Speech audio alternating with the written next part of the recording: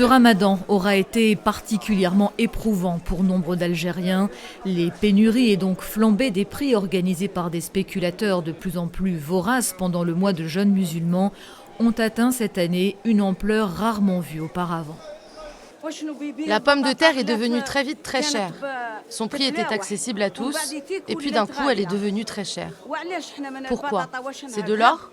Non. Tout est devenu hors de prix. Le poulet, la viande rouge, tout. Il n'y a que le pain qui n'a pas vu son prix augmenter. À Alger, dans le quartier de Bab El Oued, tous les soirs à la rupture du jeûne, une association distribue des centaines de repas aux plus démunis. Cette année, on a remarqué qu'il y a beaucoup de familles qui sont venues. Ça, c'est à cause de Corona, que les familles ou les pères de famille ils se trouvent sans boulot, sans travail. La profonde crise économique née de la chute de la rente pétrolière a en effet été aggravée par la pandémie en Algérie. Avec un chômage à 15%, la paupérisation s'aggrave et les grèves se multiplient, alors que le soulèvement populaire du Irak dure depuis maintenant plus de 2 ans. Pour la deuxième semaine consécutive, la police a empêché les étudiants de manifester mardi à Alger et elle a de nouveau procédé à de nombreuses interpellations. L'Algérie fait face à une intensification de la répression à l'approche des législatives anticipées du 12 juin.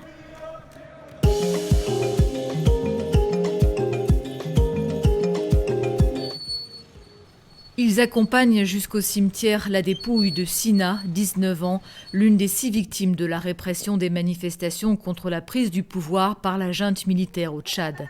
Des manifestations interdites auxquelles avait aussi participé Adou Souma. Lui avait 27 ans, sa famille le pleure comme un martyr. Il se battait pour une cause noble.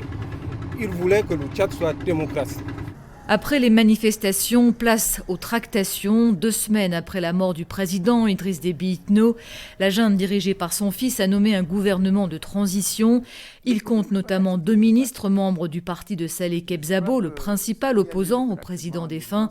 Mais Mahamat Idriss Déby concentre presque tous les pouvoirs. Autant dire que pour la jeunesse tchadienne, le compte n'y est pas, loin de là. Je vois un changement global. Pas qu'on change quelques têtes, on met quelques opposants et on parle de changement, ça c'est pas un changement. Alors que les rebelles à l'offensive depuis mi-avril dans l'ouest du pays ont promis de marcher sur N'Djamena, l'ancien président et ancien chef rebelle Goukouni Ouédé est sorti de son silence pour appeler les Tchadiens à se réconcilier pour sauver leur pays. Le président est mort, ceux qui restent doivent s'unir, s'entendre pour désigner quelqu'un qui puisse assurer et garantir la sécurité du Tchad.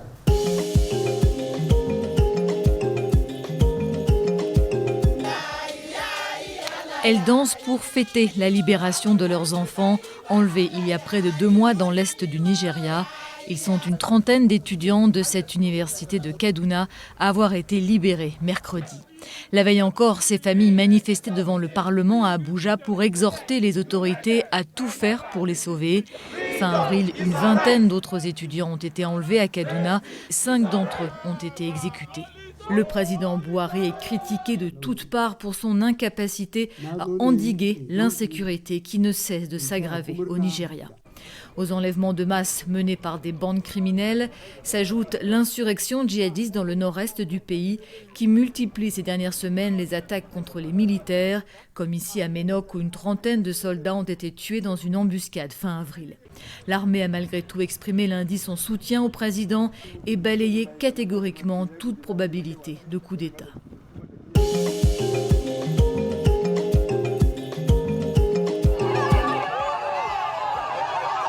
Un retour en héros pour le Camerounais Francis Ngannou, le nouveau champion du monde des poids lourds d'arts martiaux mixtes, a eu droit à un accueil triomphal dans sa ville natale de Batié, dans l'ouest du pays.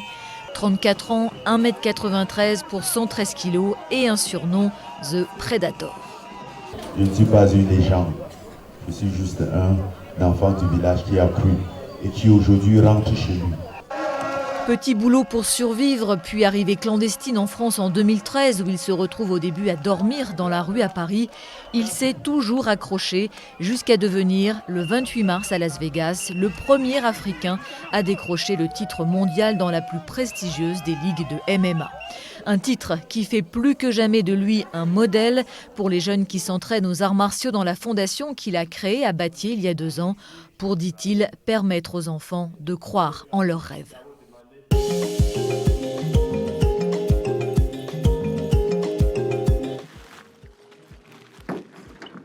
Leur silhouette se découpe dans le crépuscule à l'entrée d'une mine désaffectée.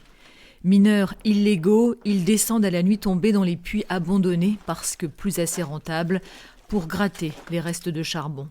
En Afrique du Sud, on les appelle les Zamazama, ce qui veut dire en zoulou ceux qui essaient encore et encore. Zamazama, ça veut dire qu'on essaie d'extraire ce charbon. On n'essaie pas, on y arrive. Il est là, on le sort. On devrait nous appeler des mineurs artisanaux. Bongin Kosi a 31 ans et cela fait plus de 10 ans qu'il creuse pour survivre. Ce charbon, il le vend à un prix dérisoire, moins de 30 € la tonne. Cette nuit-là, en 12 heures de travail, il ne gagnera que 15 €.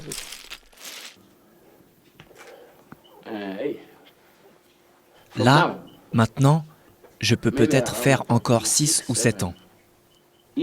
Si je continue ce boulot. Mais je ne tiendrai pas 10 ans de plus. Dans un pays qui compte plus de 30% de chômeurs, ils sont des dizaines de milliers comme lui à risquer leur vie au fond de mines désaffectées. Chaque année, certains meurent dans des effondrements ou des explosions. Tu t'effondres. La lumière s'éteint, ton corps devient tout faible.